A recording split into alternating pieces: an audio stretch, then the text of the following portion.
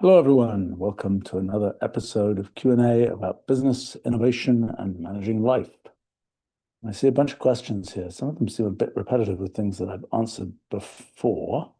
Well, here's one from Age asking, how do you view the risk of open source projects being overwhelmed with unchecked AI code? I mean, that's an issue for lots of things out there in the world, is people can now generate things that look like valid content and put them into places where they're supposed to be sort of archivally kept, whether that's people sending in sort of AI-generated academic papers, AI-generated code, AI-generated commentary about things, AI-generated blogs, websites, whatever else. With respect to open source software, I mean, open source software has millions of problems. And it's kind of like I've always found it's people think it's sort of the get everything free card, and it never is. First of all, in the end, if somebody's going to put effort, they have to make a living doing that, and somehow there's got to be money flow somewhere, and there are lots of different ways that sort of open source software gets paid for. Sometimes it's just because it's some feature of what some company does that the company doesn't directly care about, and so they figure they might as well give it away. Sometimes they give it away and other people help maintain it. That doesn't happen that often. It's really usually the case that there's some sort of anchor organization that is responsible for some particular piece of, even if it's open source software, and that organization has a reason to want to put that software out in the world. Maybe they're selling hardware, maybe they're selling server time, maybe they're selling something else that's related to it. It's just kind of a freebie that's used as an inducement to sell some other kind of thing.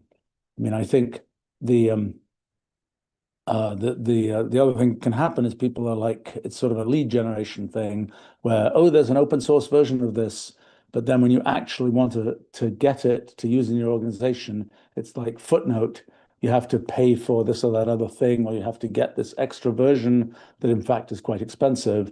And I've never been a big believer in that in terms of our main products. For our main products, it's either if you're getting value from it, you pay for it. We've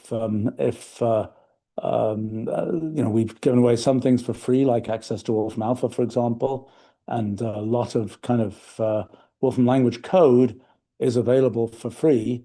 Like so many of these other cases, that's available for free because we kind of know that at the end of the day, you're going to get a Wolfram engine to run that code.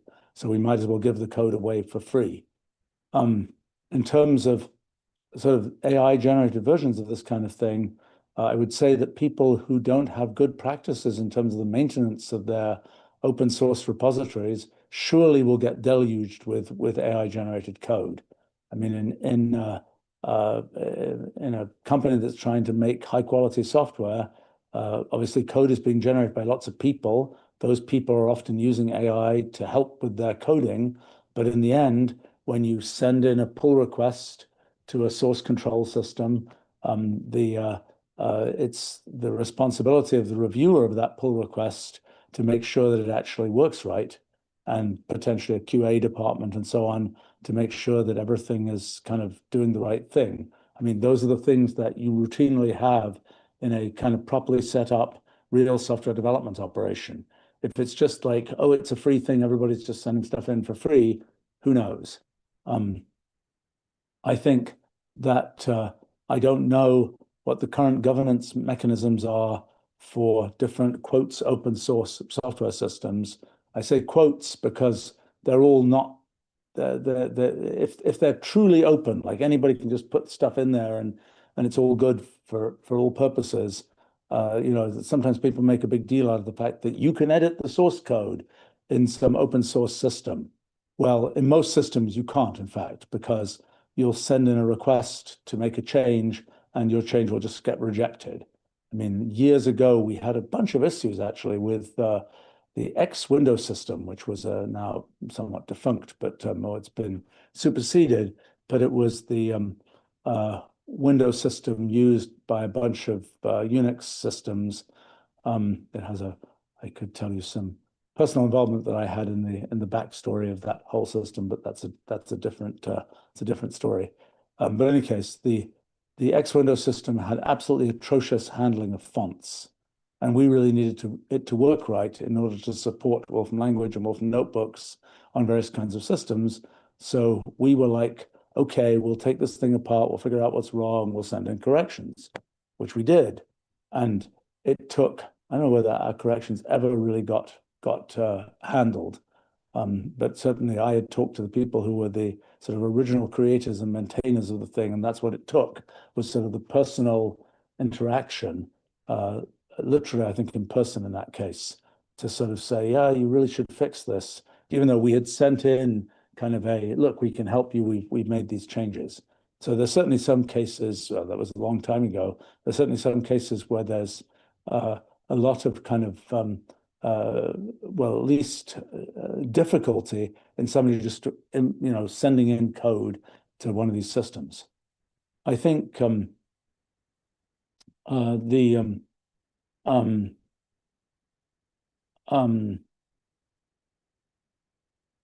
let's see. I think this question of sort of when you see things out there in the world, are they just AI generated crud? Or are they some human put effort into it? Or are they AI generated and quite good? That's the tricky thing, is that one can imagine some kinds of content that AIs can generate that's actually better than some kind of content that humans generate. So then the question is, well, what are you actually looking for? And if you want some summary of some very specific thing, the AI summary is probably reasonably good. The AI might goof somehow, but a human might goof as well. And it's a complicated issue, which thing you prefer and under what circumstances and whether it should be labeled and how it should be labeled and so on. Of course, there's also an awful lot of AI generated material where it looks good, but it's actually really, kind of hollow and silly when it comes down to it. And that's certainly true of lots of kind of scientific papers. Like I get every day, people send me a bunch of theories of physics, for example, and back in the past, it used to be really easy to tell that this was not sort of a terribly promising kind of direction because it was kind of couched in terms that sort of didn't make use of the last 100 years of development in physics, which, while not all of it may have gone in exactly the right direction, there's a lot there, and you can't really expect to make progress without kind of having interaction with what's already there. So, back in the day, you kind of tell this is kind of a sort of effort to figure out physics, starting from kind of high school physics and ignoring all of 20th century physics. This is unlikely to work.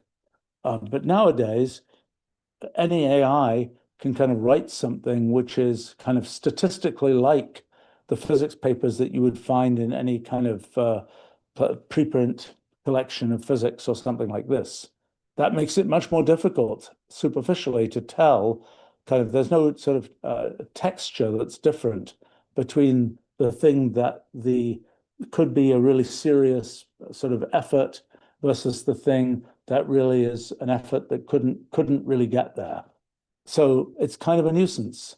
And I have to say, there are sort of some hints one gets about what's AI generated and what's not. I think often the best hints are sort of provenance type hints.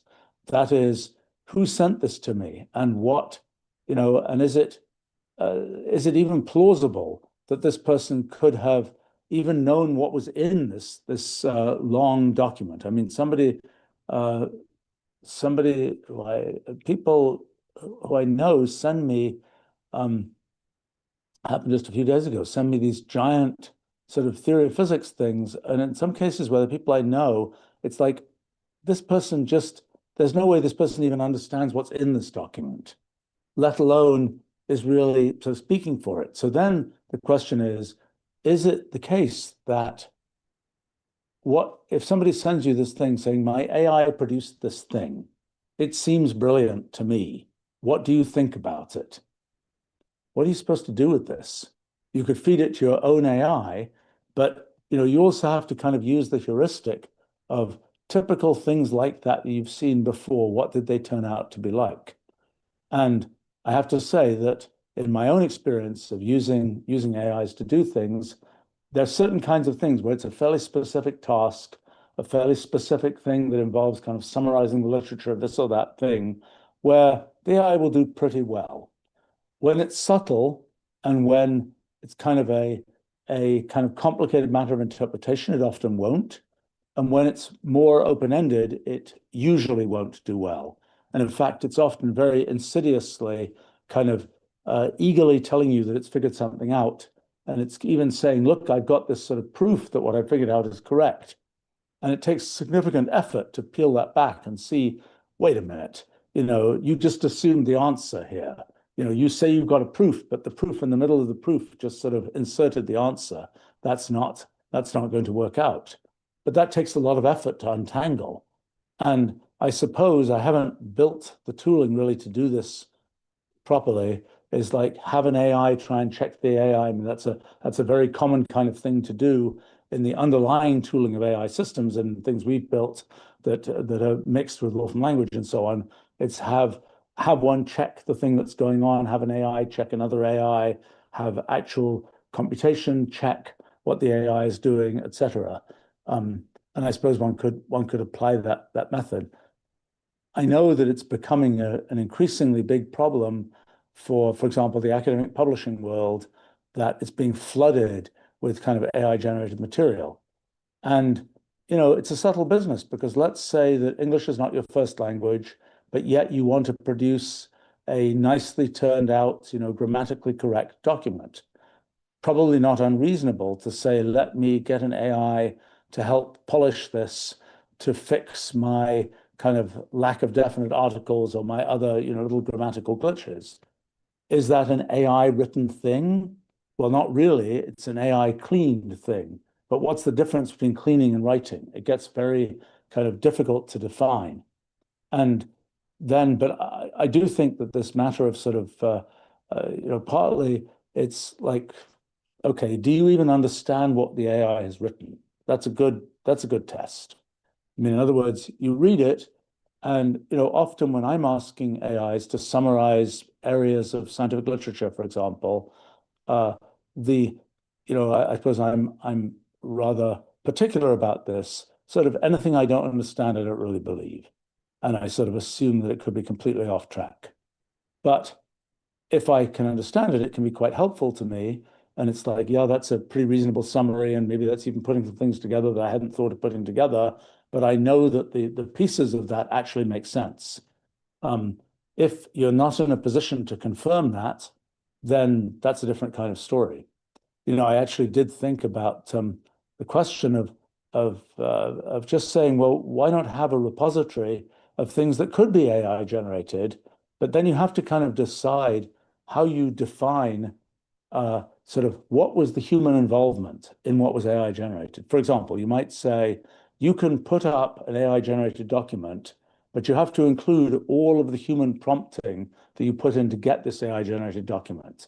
So if the prompting just sort of says, write a physics paper that can get published in a physics journal, and that's your complete prompt, it's going to be pretty unconvincing.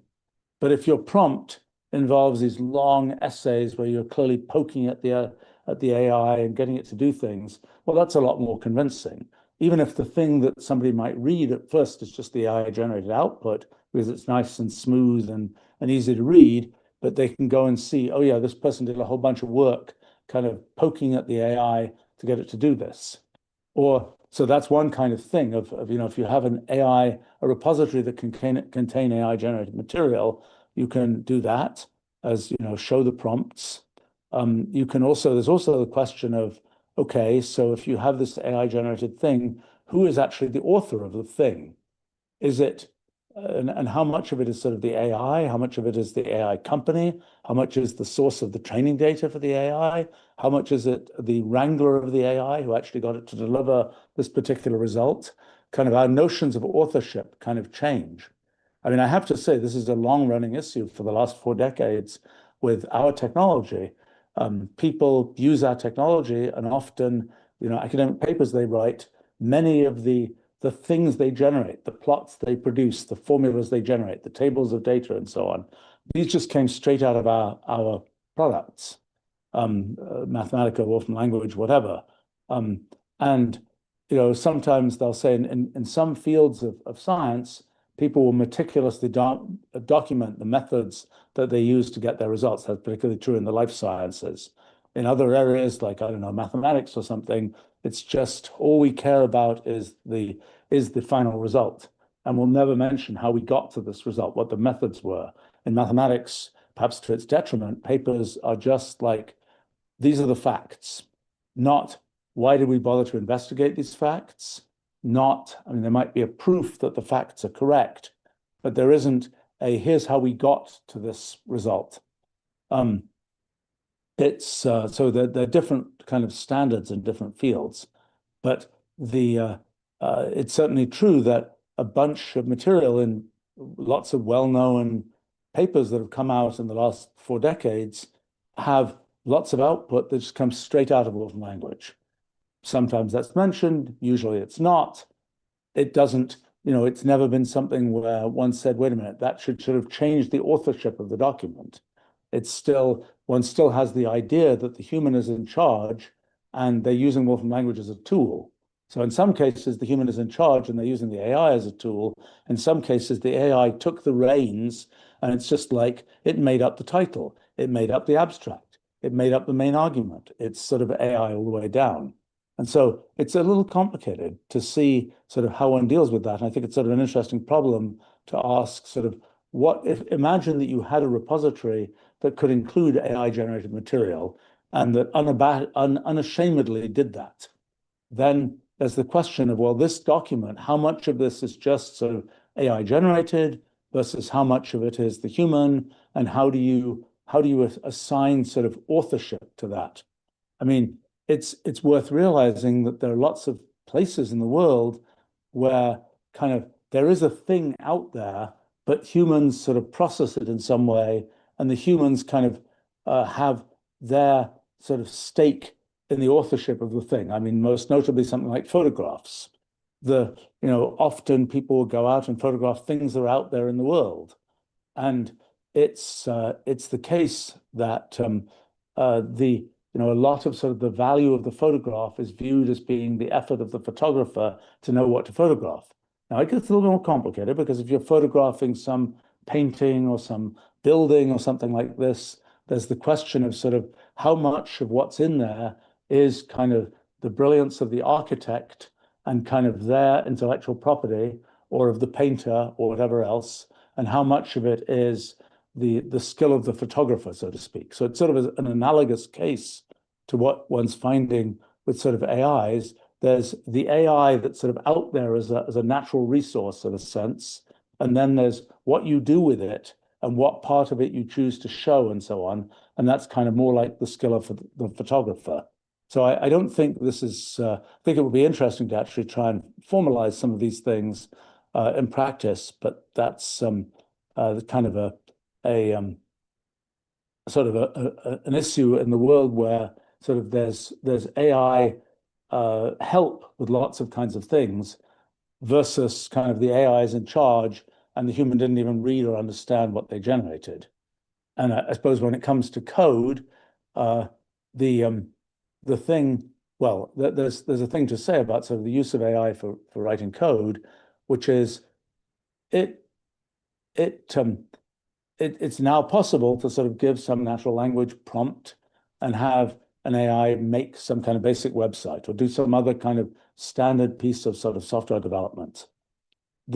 I have to say that this comes as no surprise whatsoever to me, for example, because for like 4.5 decades, I've been kind of on this whole path of automating as much of what has to be done with computers as possible.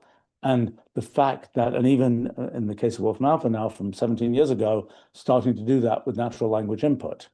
And although we've never kind of targeted kind of low-level web programming and things like this, the fact that it's possible to kind of automate that is hardly surprising. And that's become nice and easy in a sense with AIs.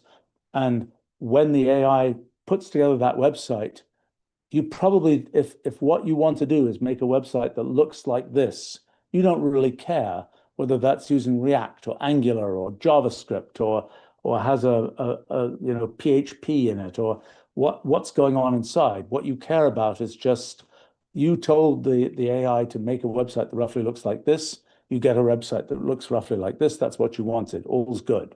Now, there are many other uses of computers where that isn't good at all, where you kind of need to know what you're computing.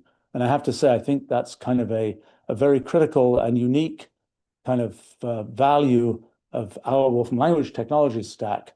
Wolfram language is a language which is intended not only to be written by humans to be used by computers, but also is intended to be read by humans as a way for humans to understand computations. And so that's a place where if you want to have something where you know what you're computing, then perhaps you have the AI write the Wolfram language code, but then you as a human expect to be able to read that Wolfram language code.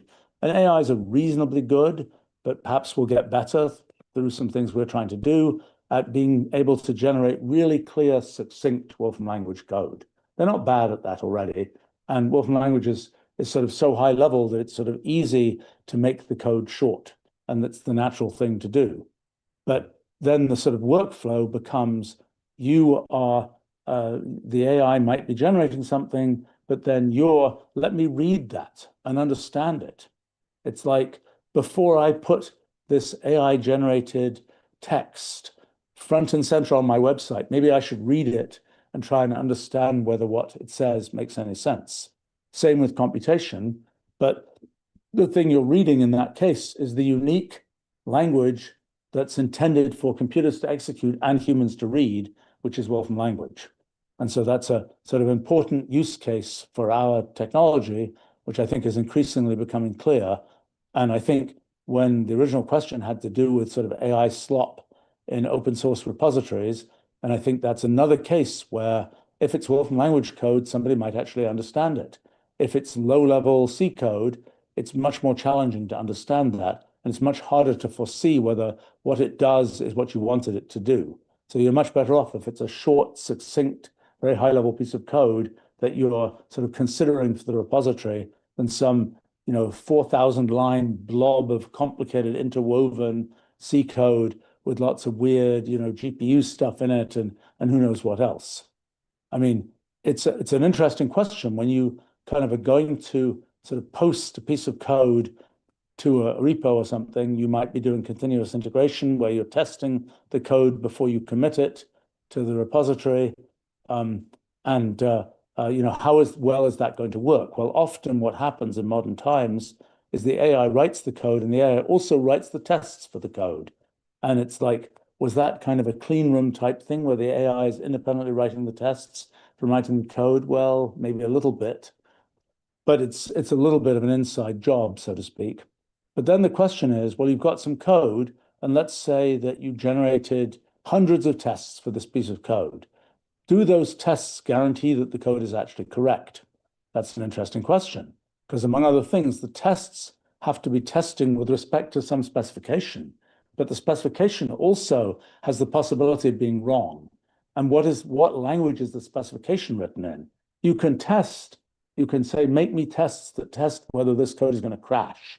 Okay, that's a thing you can do. You try out these different tests. Then the question is, even if the code might crash, did one of the tests that you write actually find the crash? In other words, what is the landscape of kind of the execution of code like? Is it kind of like something like a golf course where it's very flat and there's just one hole where the crash happens? Or is it something where you can kind of see that there is sort of possibility of crash? It's kind of a mountainscape where there are all kinds of hills and valleys and so on in it. And this question of sort of how do you think about code and whether sort of having verified 1,000 cases of the code, is it going to be correct in the 1,001st case? That's an interesting question. I've actually been doing some work on that recently, kind of the theory of bugs And can it be the case that it works in 1,000 cases and then fails in the 1,001st case? What kind of a thing makes that possible? And can one therefore be fairly confident if one's done a limited number of tests on a piece of code that the code one commits will actually be correct? Again, important footnote is, what do we mean by correct? And sometimes all we mean by correct is it doesn't do things that are obviously bad, like crashing, for example. Let's see.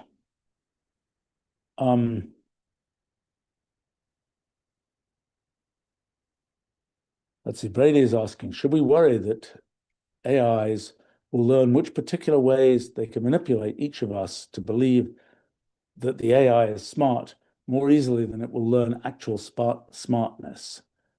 Yeah, well, I mean, I think it's just like the kind of teach to the test type thing in education, or learn to the test or whatever. If you have some sort of gating thing that is your test for whether something's been achieved, then it could be the case that you sort of overachieve it and you do all kinds of things. You're just checking it with that test. Or it could be the case that you're just kind of aiming for that test. And if for AIs, it's like, have the AI convince the human that the AI is smart. If that's what you're aiming for, there are surely ways to do that that do not involve the AI actually sort of being very, very smart, but just as a little piece of it is the part that humans notice. I mean, certainly the kind of politeness and agreeableness of AIs, oh, yes, thank you, human, for that brilliant insight type thing, tends to soften people up to believe that their AIs are cleverer than they are, or the AI is doing these very human things about, when you point out what they say is wrong, oh, I'm terribly sorry, I obviously made a mistake type thing. These are things that we tend to empathize with, and yes, they're kind of hacks to make us kind of more accepting of what the AI does than we might otherwise be. I mean, one thing about AIs, modern LLMs and so on, if you really put them on the spot, and you say, I just want the answer. Just give me a 3-word answer. I don't want an essay. I just want the answer. That is a much more difficult thing. And it's much easier. It's kind of like, imagine you're doing, and this doesn't always play out that well, you're dealing with, I don't know, students. You try to say, do they understand this material? Let's give them a multiple choice test. Well, then it's like, definitely they know it's an A rather than a B type thing. But it might be the case that they could learn just whether it's A's and B's for the test, but not really understand anything outside the test. Sort of choice B is it's kind of an oral exam where the person can say, well, I'm not sure, it might be this or that. And then they're very, they say things which might make one think that, they really understand very well, even though they don't. And if one actually sort of played the recording, one would realize that no, they didn't really nail it, but they kind of talked around it to the point where you kind of felt like they were getting it. And I think that second thing is much more what the sort of LLMs tend to do. If you really, really put them on the spot, then they'll do much less well than if you allow them to kind of soften you up. And I think that's so that is true, that one suspects that sort of in the how good is this LLM, some of the kind of politeness of the LLM might indeed play into one's assessment about what the LLM, what the real quality of the LLM is. Now, it's also one of these things about sort of teach to the test type thing is benchmarks. Benchmarks in every domain just are absurdly abused. I mean, this is whether it's the performance benchmarks for computer hardware, whether it's benchmarks for AI performance and so on. I mean, there's just so, if you say, well, here's the benchmark, and then it's like, let me get my AI to do really, really well on this benchmark. Well, you can start feeding it training data that basically is the benchmark. You can start doing all kinds of things that eventually will sort of squeak it through the benchmark, even though in more generality, it's really not making it. And it's a tricky business, knowing, just as kind of testing of humans, of do people really understand this or that thing? What do you mean by that? And does the multiple choice test that? Answer, probably not, because you can just learn how to sort of monkey through the test, so to speak. But anyway, so it's a complicated issue, I think.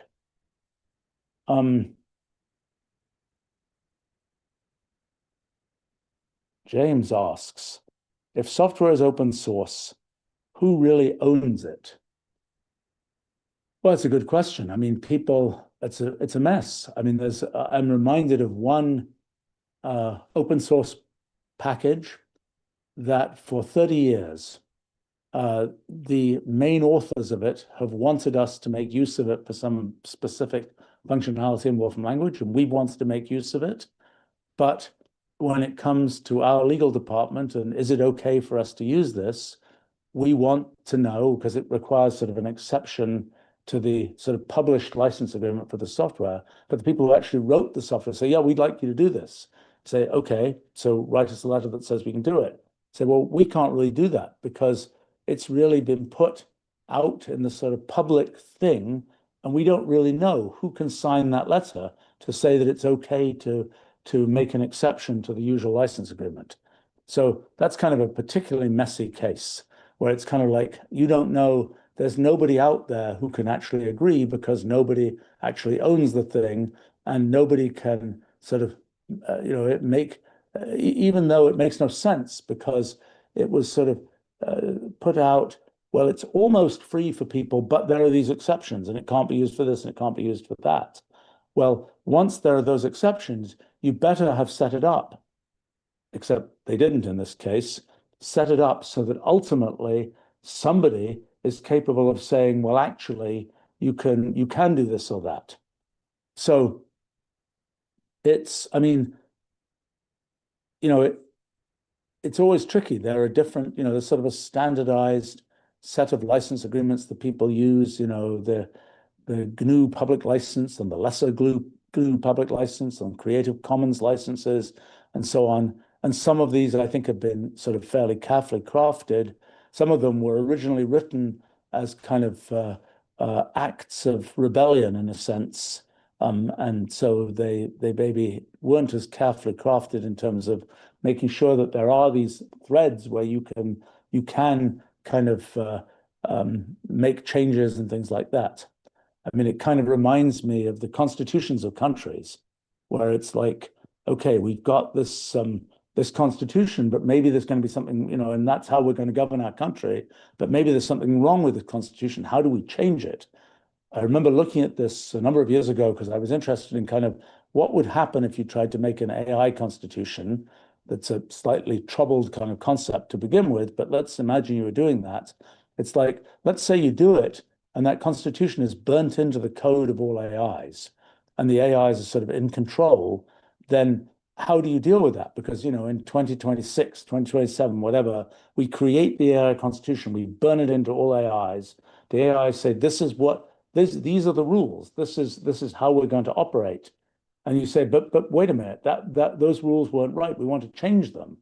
But the AIs are like, we're in charge, and these are our rules. And how do you change them? So it's a question. I was curious for constitutions of countries, how does change actually happen? And there really were three cases that I found looking through the constitutions of 100 or so countries.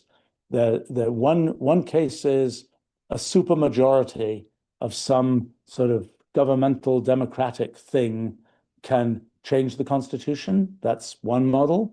Another model is there's some ultimate supreme ruler, often some hereditary monarchy type thing or something like that. And the supreme leader, supreme ruler can change it. And then the third case, which I found the most amusing case, is a lot of sort of post-Soviet constitutions where basically what it looks like is to change the constitution, you form a committee to consider the possibility of making a committee that can make a committee to change the constitution and so on. And you realize that it's kind of the thing is sort of wrapped in an infinite chain of committees. It's kind of like if it was in computation, it would be a computation that never halts or something. Now, in practice, I'm sure in situations like that, what really happens is a matter of sort of person-to-person interaction, corruption, whatever you might think of it as, that actually determines how that works. But at least nominally, it's kind of a story of kind of an infinite chain of committees needed to change the Constitution. But so that's kind of, how do you do it when there is nobody in charge, so to speak? I've also wondered, when it comes to AIs, for example, right now, kind of AIs tend to have owners.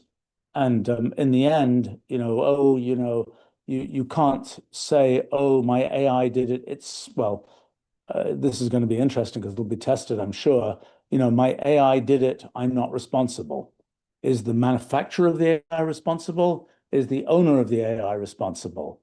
If your self-driving car does something very bad, I mean, in current times, there's sort of really only two cases. There's a supervised self-driving car where you kind of got to be paying attention, or the thing, the little camera that looks at you kind of squeaks at you and says you should pay attention. But fundamentally, you're responsible for paying attention. If something crazy happens, you're presumably ultimately responsible for that. The other case is, it's a robo taxi of some kind, and you're sitting in the back, and then I think it has to be sort of the company that's fielding that is making that is sort of providing that taxi that has to be responsible. But the thing, but there's this question of, will AIs always have to have owners, or could AIs be sort of acting for themselves? And I did think a number of years ago, for example, with companies, say an AI is owned by a company. The question is, who owns the company? And in the end, sort of companies have owners, but you could imagine a very bizarre case where a company, it's an LLC and it has owned by another LLC. And if you trace through the chain of LLCs, eventually it's just a loop. And it's sort of a free floating sort of bubble of LLCs that are all sort of circularly owning each other. Could that happen? And then what would happen? Who would be responsible if you said, well, there's who decides something? If the AI does something terrible and somebody wants to hold somebody liable, and it's this sort of floating bubble of LLCs, how does that really work? And I think in the end, there's always an attachment point, because, for example, if you incorporate a company, there's ultimately, for example, an incorporator, often a lawyer, law firm, whatever else. But in the end, there's some humans involved somewhere. And in the current state of the law and so on, in the end, you'd probably go and pull the thread until you eventually get to a human. Now, similarly, if you have something like a nonprofit, you still have a board or trustees or something like that for the nonprofit. So there's a thread you can pull where the end of it is a human. Now, in the interesting case of this particular open source software I was mentioning earlier, somehow, and I think this was operating under German law, which maybe is less well developed or differently developed from things that I'm more used to with US law. But where it had sort of been put in this kind of open source bubble where there really weren't any humans who could pull on threads to get anything to happen. And I don't know if that's really legally correct. Never really pushed it hard enough to know. But that's sort of an interesting question. If something goes horribly wrong, well, for example, one very obvious point is if there's something which is sort of open source software, but it's an egregious violation of some copyright, patent, whatever else, how does that work? If you've sort of thrown it out into the open world, but nevertheless, it is clearly somebody else's intellectual property, how does it work? Well, the answer in practice is that the original intellectual property owner will go after the person who threw it out into the open source world, even if the thing that landed is something that says, I'm open and I'm free and so on. Well, it wasn't really right. Somebody did something wrong to get it to that point. Now, I mean, the other question is whether if somebody then picks it up and uses it as oh, it's open, it's free, and I was told it was open, it was free, and I used it and I put it into my piece of commercial software, and then the original intellectual property owner comes along and says, wait a minute, you can't do that. You can't make millions of dollars selling this thing that's basically my intellectual property that somebody tried to launder into some open source form and do that. And indeed, I suspect that would be kind of how the legal side of it would say, no, the fact that somebody tried to launder it through this open source thing really doesn't create a reason why your sort of intellectual property is broken.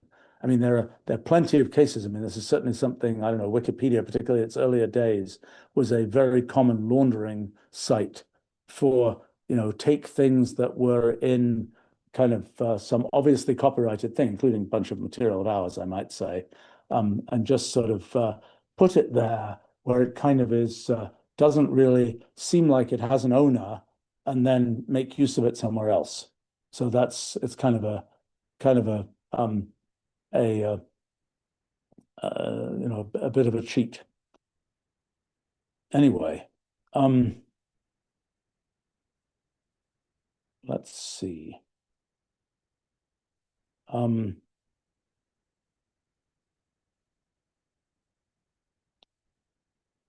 Jason is asking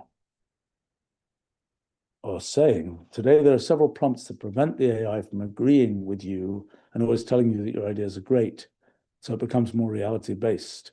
Do you think this kind of intellectual friction is essential for AI to become genuinely useful rather than merely persuasive?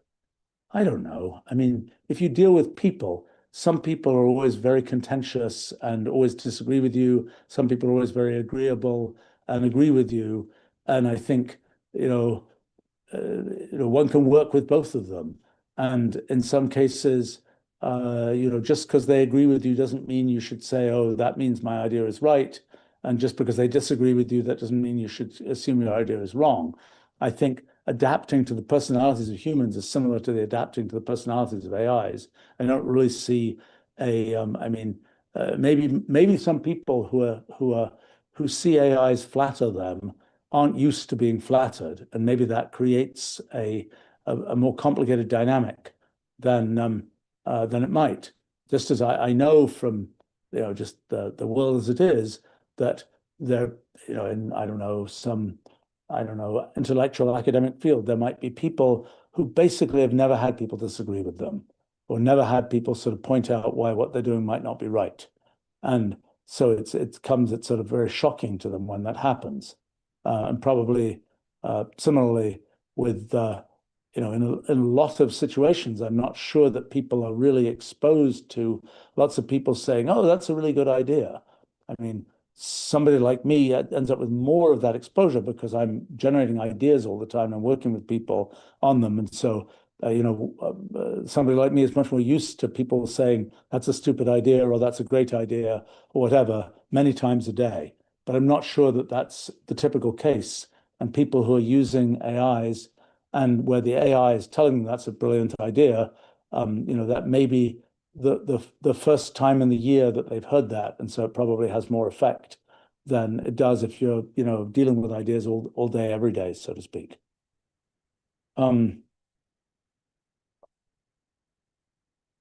Let's see.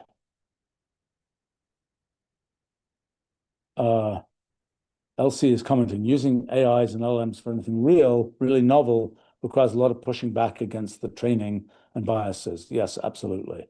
It's, it is sort of an art of some kind to actually get useful stuff from AIs. And I think it's like many kinds of things, it takes effort to learn how to use the tool effectively. But it is confusing because it will confidently assert things, even if you're using it very ineffectively. I mean, one of the things happened to us a few weeks ago is LLM systems connected to proof assistant systems that claim that they're really giving, the LLM is auto-formalizing something and making a precise proof that can be step-by-step verified. Well, we tried doing that on some things and it said, oh yeah, I've got this proof, here it is. It's great, it's all verifiable. It was obviously wrong. And just common sense told you it was wrong. The sort of the length of the proof for the complexity of the thing it was proving just didn't match up at all. And the question was, well, what did it do wrong? And it was very insidious. And I'm not sure we even know in some cases what it did wrong. I mean, in some cases, it went through and it was making a proof. And somewhere in the middle of the proof, it said, let's introduce a new axiom. And the axiom was basically tantamount to giving the final result. So it's like you can't make a proof that's very interesting if you say somewhere in the middle of the proof, let's just assume the result. But I think in other cases, it was subtly not sort of defining the thing to be proved in the correct way. And so it was proving something. In fact, I saw it do that a bunch of times, that I'll give you an example. One thing I studied a bunch is this Rule 30 cellular automaton, which has a very simple rule, but the behavior you generate is very complicated. And I've never been able to prove much at all about that behavior. I put up some prizes a few years ago for people to prove certain properties of the pattern you get from Rule 30. Like, for example, that there are an equal number of black and white cells in the center column, that it's sort of random, at least at the level of having an equal amount of black and white in it. Well, that's something where you can ask an LLM, go prove that. And the LLM will chug away, and sometimes it will say, oh yeah, I've made progress, I've done things. You look at what it did, and what it did was completely trivial. It did things like that amounted to, well, I ran 4 steps of the cellular automaton, and I found this pattern of bits, and they happen to be an equal amount of black and white, which is completely not the point, because you're interested in an infinite sequence that was generated from this infinite pattern. Do you have equal amounts of black and white? So it kind of cheated. It's kind of like, I suppose I can imagine somebody who is, well, I can imagine lots of kind of cheat situations where it's like, look, I proved something, but it wasn't the thing that you were originally asked to prove. But if you don't look too closely, it's like, wow, the AI proved something. It's solved this really difficult, problem, so to speak. So it's, I think, one has to use common sense about, for example, the AI produces some result, and it was too easy. It's like, no, that can't be right. Now, how to give people that kind of common sense, how to educate people in kind of the modern AI world is an interesting challenge. I've thought about it a little bit. I mean, I think that having sort of the intuition for how the world works, what's plausible, what's not, is important, as is kind of crispening up one's formulation of things and really giving what is essentially a computational formulation, maybe actually a morphin language code or something, but maybe it's just a more sort of formally specified thing than just throw a bunch of words at the AI. I mean, it's very common that if you say to the AI, make this thing, and you're not very careful about what the thing is, and if there's a cheap way to make the thing that didn't really do the difficult thing that you were imagining doing, then, if you say, oh, I don't know, make a thing where the result of the computation is this, this, and this. Okay, and you say it's going to figure out some computation, it's going to generate this sequence of numbers or whatever else. I'm going to see how the AI brilliantly makes a program that makes the sequence of numbers. And then the AI comes back and says, my program is, first number is 1, second number is 14, third number is whatever. And the program is just basically writing down the sequence of numbers. And you say that's a cheat. But if you didn't look at it that carefully, and the AI might have obfuscated the whole thing, and it might be that when you untangle the program that the AI wrote, that it really is just first one do this, second one do that, third one do this, third one do that, etc. So it really, quotes, cheated. But in your definition of just write me a program that does this, well, that's a perfectly valid program. You have to put a lot more constraints on it to make it not be able to cheat, so to speak. And so that's kind of a version of you have to have more intuition for what the AI might do and so on to be able to actually guide it to do something that's really useful to you. Let's see. Lion asks, what would you think about when, say, a piece of code, music, digital art is deployed by an ownerless AI and sparks a massive dispute? Anything that if a human created it, it would be controversial or offensive. Where does the accountability actually live? That's, again, I think it's, okay, so the AI produces some terrible, shocking, horrible, illegal content. I'm not sure. Okay, so that's an interesting question. How does that untangle? So in the US, for example, so far as I know, it's, in the sort of free speechish doctrines, you can kind of say whatever you want. The thing you say, you better not be sort of presenting it as kind of a um, if it's something which is copyrighted, for example, that has certain restrictions. But the scenario I suppose one can imagine is the AI. I can think of all kinds of funky things. Um, well, they're very simple things, like the AI is writing some uh, totally scurrilous thing about some company, product, person, whatever else, and you say that's defamatory. That's you know it's not true, and it's shocking, and it's actually this person is a shape-shifting lizard, and that's a shocking thing to say, and the AI says that. And then I suppose the scenario is the AI tweets that, and the tweet becomes viral, and everybody then goes around believing that that person is a shape-shifting lizard.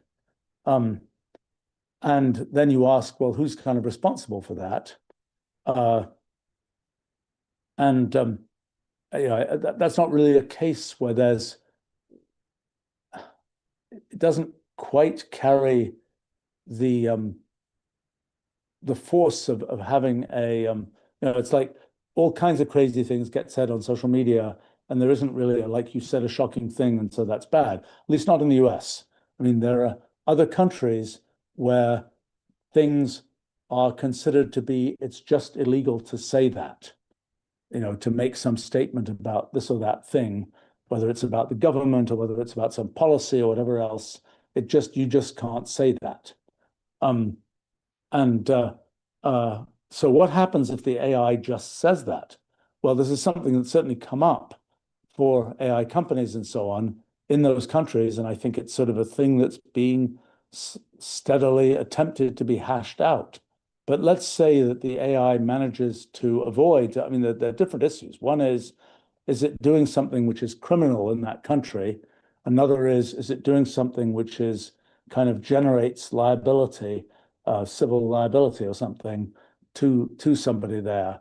And those are different cases. And I have to say my amateur on the fly lawyering is difficult here. But I think this question of, let's say the thing sort of from its ground up training data in a way that no human engineer could ever foresee, the thing generates some shocking statement, and that shocking statement becomes widely seen.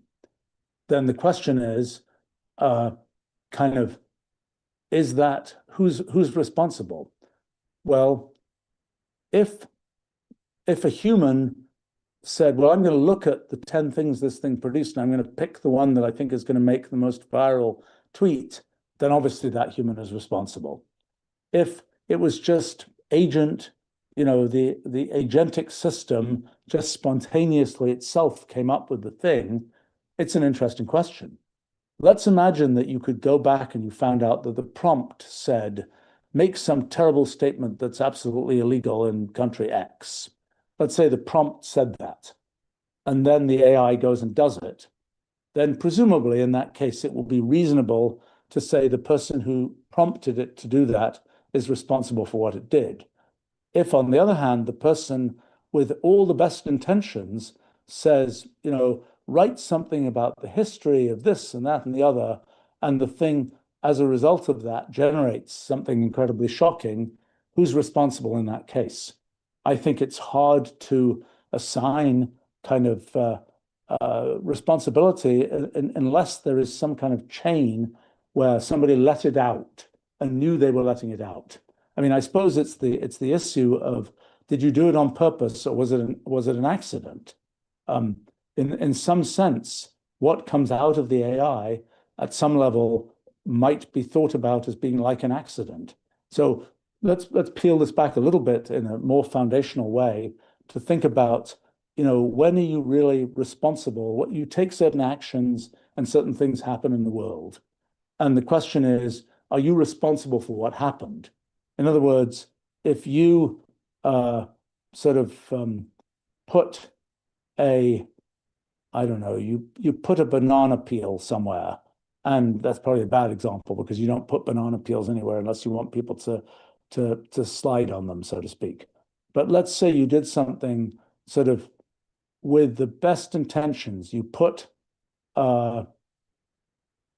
I don't know, you parked your car somewhere that was a perfectly reasonable place to park it, and then that blocked an escape route for somebody who needed to rush away from some fire or something like this. And then somebody says, oh, that's probably a bad example, but in other words, you could not have foreseen that the thing you did would cause that harm. And so then the question is, and I think the law has a lot of kind of provisions for this, is can you foresee what would happen? If you can foresee that what would happen, then you're sort of willfully doing something. You're doing it, because you knew it was going to happen, as opposed to you did it and there's no way you knew that that was going to happen. It was just one of the things that happened as a result of things you couldn't foresee. Well, my own efforts in studying kind of systems and computational systems identify this phenomenon of computational irreducibility. And what computational irreducibility is really about is you set something up in a certain way. Can you foresee what will happen as a result of that setup? Well, it could be the case that you can sort of think ahead and you can, given that setup, you can absolutely predict this is what's going to happen.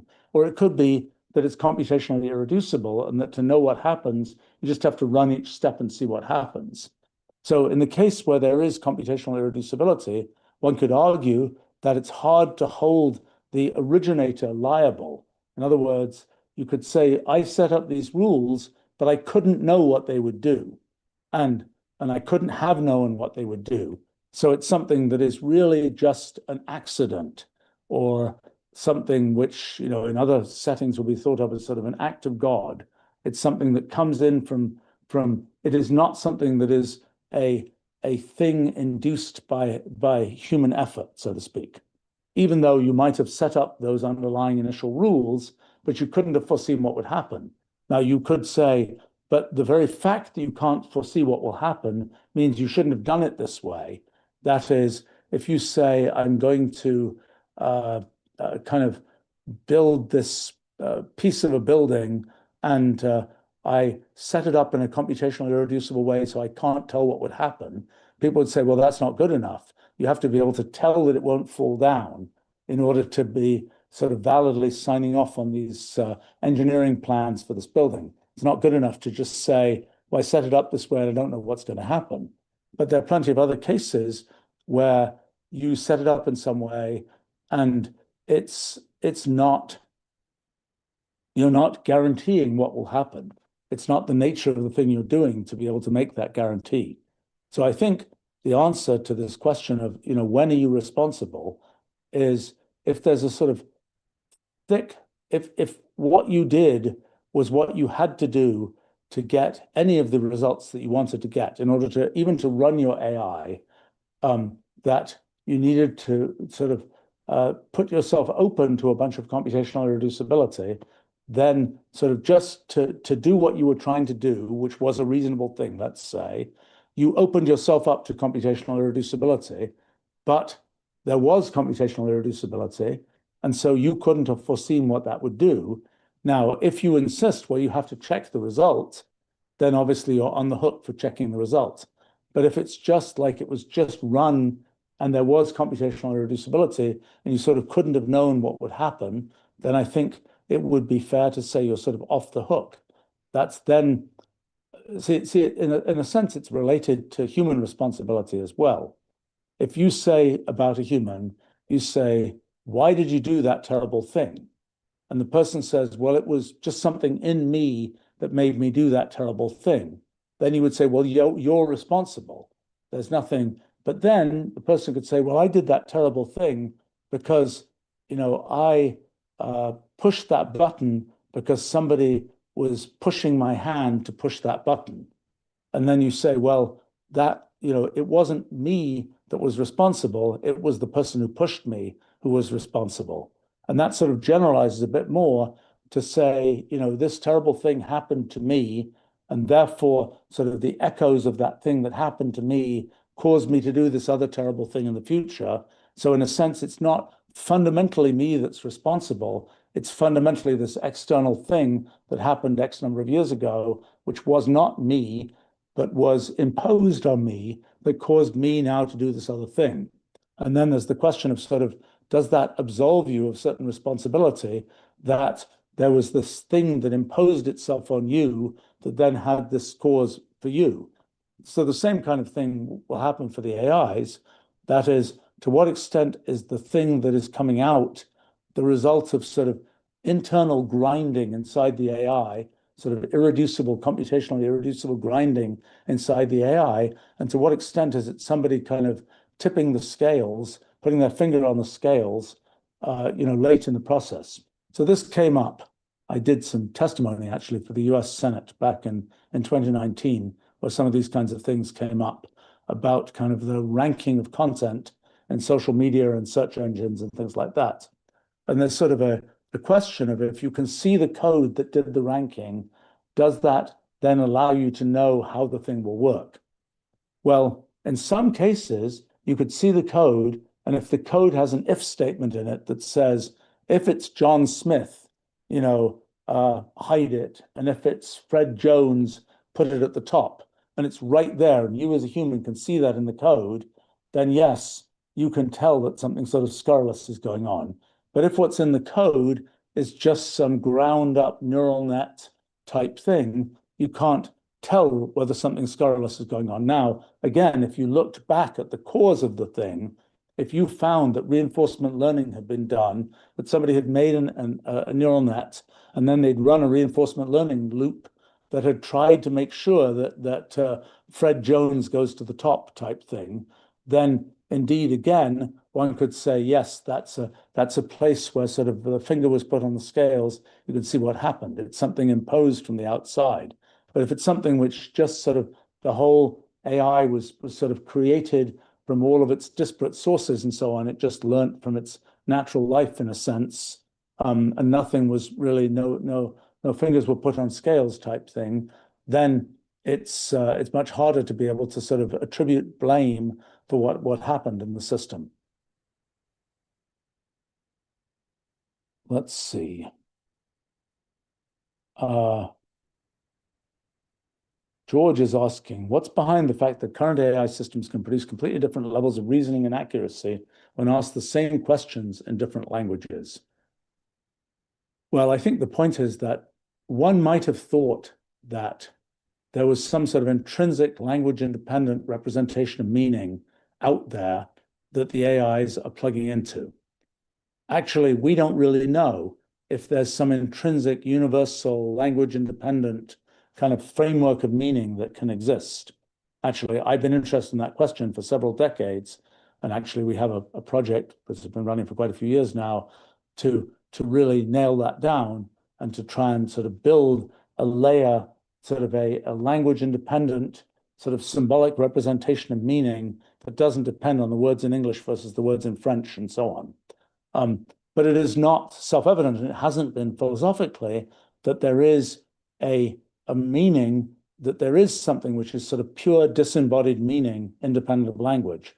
And certainly the way LLMs work, they are really based on doing things where you're looking for sort of patterns represented in language. Their version of how the world works is the way the world is described in language, or if they're dealing with images, in images or whatever else. They are dealing with sort of representing the world. They're sort of pulling back from, they have an internal representation of the world that is derived directly from sort of representations of the world in things like natural language. Now, you can ask the question, did they somehow form this kind of language-independent meaning structure inside the LLM? Nobody really knows that. And it's in some sense, some of that is probably being formed, but it's not really clear. And in some sense, it's just, well, I can reason in any language. I mean, if you think. I mean, I'm not fluent in any human language other than English, so I'm not in a position to think in other languages. I mean, I do notice that I know people when it's sort of an interesting phenomenon that if somebody asks you a question, okay, so I can just about manage in French. So somebody asks me a question, and I might just take translate that question and translate it in my mind into English, then know the answer, translate it back into French and say the answer. But I know that in my hopelessly unfluent French, I can get to the point where I can be just answering the question without at least consciously translating the question into English to be able to know the answer. And so somehow in my brain and other people's brains, there's a way of thinking sort of direct whatever the process of thinking is, it can happen in other languages. And that's presumably what's happening in LLMs, that the thinking is very language based, as it is, I think, in humans. And the thinking can happen in different languages. And sort of the training for thinking is a bit different in different languages. There's been often, English is the one where there's by far the most material that's available for training. And it could very well be the case that the material that's available in French has certain prejudices, for example, that are different from the ones that if it was sort of born English, it could get. Now, the way that sort of the attempt to turn the training data into some sort of internal feature representation that is closer to a pure meaning representation, that presumably it's the fact that it's gone a certain distance towards that allows it to take a question that was asked in, Swahili or something and use what it learnt in English to be able to answer that question. That the sort of the pattern of what was going on internally was somewhat universal, but it's a complicated area, and there's much that is not yet understood about these kinds of questions and about the extent to which there is kind of a language independent sort of core of meaning that LLMs either have implicitly or you could extract explicitly. I don't think they have it explicitly. I don't think there's a mechanism where you can point to a piece of the LLM and say that's how it knows that logic works. I think it's all kind of very much these kind of lumps of irreducibility that sort of happen to fit together in such a way that out of it comes the working of logic. And that somehow that you kind of get to that same place starting from different languages and so on, but maybe in slightly different ways. Let's see. Well, here's a much more practical question from LC. What's your view on how to go about AI or compute infrastructure as a tech company, whether and when to buy it from big guys, capex versus opex, and so on, capital expenditure versus operational expenditure? In other words, are you buying something once, like I'm going to buy a bunch of servers, or are you sort of just renting time on somebody else's servers on an ongoing, month by month or whatever basis?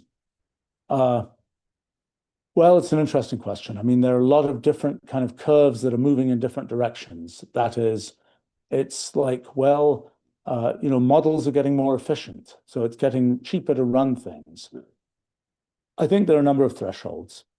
One question is, for the thing you want to do, is it reasonably doable with a model that could even run directly on your computer? Is it runnable on something which is a not terribly specialized server? Or is it only runnable on something with a huge amount of memory and lots of GPUs? So I think it depends on the task and it depends on the time. And as models have become more efficient and quantization of models, compression of models, and so on has become more efficient, it's moving towards models of the kind you want can be run on smaller and smaller computers. Now, it could always be the case that there's always a bigger model. And you could say, if I always want the best model, I have to go and get it on this big expensive computer. But depending on your use case, eventually you can get to the point where for that particular thing, summarizing emails or something, or, doing, I don't know, spell checking, or doing, or ranking some kind of basic search results or doing this or that, that these things come over the horizon, so to speak, to be things that are doable on a fairly low level or local computer. So I fully expect that. Okay, so how is this going to evolve? The thing that LLMs definitely do well is provide kind of linguistic user interfaces. But what they the increasing way that they get used is as those linguistic user interfaces to underlying computational tools, like our technology, for example, or like technology that actually moves files around on your computer or whatever else. They're increasingly they're that user interface layer that provides a chat user interface that's very sort of human friendly and so on. But the real meat of the thing is happening in the tools behind the scenes. If that's the case, that linguistic user interface layer will surely become something that is routinely run locally on your computer, your phone, whatever else. I think that linguistic interface layer will not need to go to all the fancy, expensive places. Now, if you're doing sort of things that involve, let's say, coding, where that so far is still making use of more complicated chains. I mean, what's happened there is that what was originally lay down the next word in a document is now much more lay down the next task. So instead of next word, next token prediction, it's next task prediction. And that right now is requiring larger models and more kind of computational effort and so on. I mean, the issue with models tends to be that they can be very big. And if you want them to run efficiently, they have to be in memory. And so that means you have to have machines with a very huge amount of memory. And that's something that your typical laptop and so on is not going to have. But models that provide the linguistic user interface layer will get smaller and smaller, I think. I mean, there's a lower limit, which is sort of determined by, in some sense, the fundamental information content of natural language. But I think it's not that big. And I think it will be no problem to fit that on laptops and phones and so on, if the main thing is just that interface layer. So, in terms of the actual operation of these things in companies, there are a bunch of different issues. I mean, one is, where are you prepared to let your, trade secret stuff or your user data that is protected by privacy rules and things like this, where are you prepared to let that stuff go? And sometimes, it's got to be on our premises, in our computers is one level. It's in kind of the trusted generic cloud providers. That's another level. It's in kind of these somewhat new companies that are sort of really AI companies, or it's in some latest startup that just got their venture capitalists to give them enough money to be able to subsidize running AI models for less money than other people or something. So there's different levels of trust that you might want to sort of apply to those different kinds of companies. And I tend to think that there are also cases where what you are getting from a generic cloud provider is sort of just a container, and in that container will be enabled one of these AI models, but really all that the sort of the cloud provider sees is the outside of the container. They don't really get to see what's happening inside the container. That's one model. Another model is where sort of the bits are flowing through their systems in a way that they could easily be getting or choose to get telemetry from those systems. So there's sort of different levels of where the data is going and how much trust you put in the providers and what's happening and even what the agreements say about what's going to happen to the data and so on. I tend to think that there are, in terms of how much it should cost to do all these things, it's a complicated story right now about the cost of AI stuff because there's many different dynamics. One dynamic is companies rushing in to try and get users by heavily subsidizing whatever sort of AI stuff is going on. That's one case. Another case is companies worrying about what they look like to investors, and particularly to the public markets, and saying, wait a minute, we've got to be charging enough that we actually make money from all of this stuff, so the prices go up.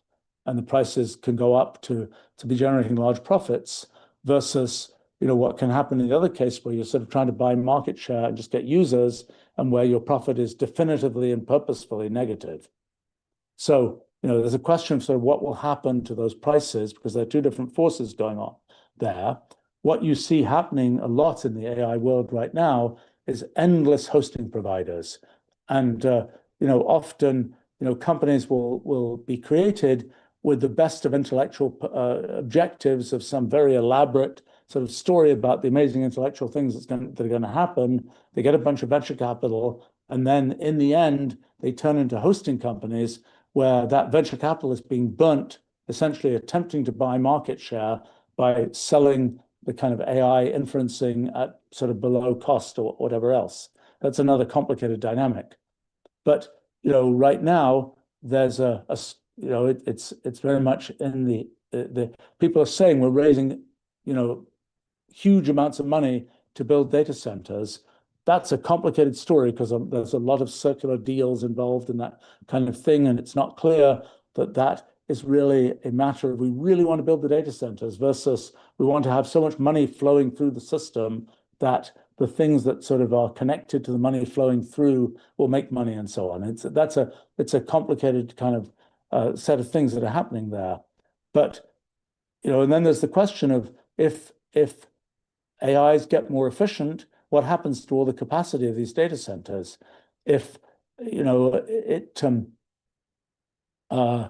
So my fundamental answer right now is that if you can get if the things you want to get from AIs are simple enough that you can run them on reasonable cost hardware that you might already have, then why not do that?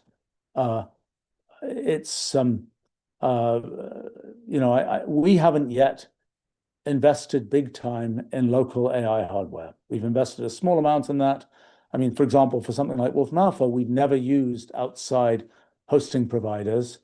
We've always had our own data centers and so on. That's partly because when we started Wolfram Alpha 17 years ago now, the landscape of cloud providers was a bit different. At times, we've looked at what would it cost to run that kind of thing on cloud providers, and the answer is it's more expensive there. And sometimes people at these cloud providers have said, "How can that possibly be? We have so many economies of scale." But the truth is, sort of so do we in a sense, but they're different economies of scale. And once you have a service where it's being used at on average a constant rate, you might as well just buy the hardware. It's cheaper than renting it from other people. Anyway, there's much more to say there, but I have to go to my day job in just a second here. Okay, X7 is asking, for privacy purposes, would it be possible to do the embedding locally and send via an API a vector of numbers instead of the text? That's an interesting thought, but I don't think that really works because the embedding is not cryptographically secure. In other words, it's not set up so that, so the issue is if you say, normally you'd just be sending plain text over the API connection to the model or whatever. And then you say, well, somebody could wiretap that and just see everything I'm asking the model. So, well, don't do that. Do the first level of embedding so that you're actually getting just sort of feature vectors of your text and, token numbers and things like this, not your actual text. And so then what you'd see on the wire is not something that's obviously a piece of English text. You'd see gobbledygook. The problem is that that process of going from the text to the gobbledygook is not cryptographically secure. It's something where you could perfectly well know what that process was and invert it and say, given this gobbledygook, that's what my original text was. In fact, that's exactly what an autoencoder does. It's trying to go from a message back to a message, going through some set of features in the middle. So it has both sides of from the message to the features and from the features to the message. So I don't think that quite works. And I think in fact, when I was doing that testimony for the U.S. Senate back in 2019, I was kind of had thought of this way of kind of having different kind of final ranking providers for content, and I was thinking of basically being able to have embeddings that get sent to those ranking providers and so on. And I had, in fact, in the sort of night before I was doing this testimony, I'd kind of checked with people I knew at the large social media companies and so on to find out would that scheme actually work. The response was typically, yeah, it would work, but you know, and some of them were saying, actually, it would be good if that was regulatorily required, because then we'd have to clean up our code base. But yes, it would work, but the code is such a mess, it wouldn't be easy to implement. But so that's but I think the only way of sort of sending something that is encrypted is this idea of fully homomorphic encryption, where sort of everything that is seen on the outside is encrypted, and somehow computations can be done on the internal encrypted thing and still be done correctly. Doing that for machine learning, one doesn't know how to do that at this time. And in fact, the idea of fully homomorphic encryption has become a bit diluted. And what people often mean by that now is not sort of the full story of what is thought to be cryptographically secured. I think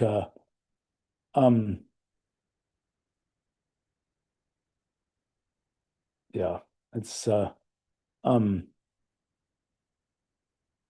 Elsie is commenting, it's damned if you do, damned if you don't, in terms of letting big models have your best data. The risk of falling behind is getting more existential versus the risk of a leak of a proprietary edge. I think it's a question of, you know, if you're doing sort of the most sophisticated analysis of data, you know, do you let, I mean, the agreements for most of these models do not allow them, if you don't check the box, so to speak, to train on the data that you send them. But there's a question of, you know, do you really trust that, and et cetera, et cetera, et cetera. Yes, I think it is a complicated thing of you know, what you keep internally versus what you allow to be potentially seen. And I know at our company we have a bunch of policies about this that we've worked out, and a bunch of kind of technical kind of constraints that let some things happen and not other things happen, and so on. Anyway, time for me to go back to my day job. And thanks for a bunch of interesting questions, and for getting me to do a certain amount of amateur legal thinking and so on here. And hope you all found that interesting. Well, thanks for joining me, and see you another time. Bye for now.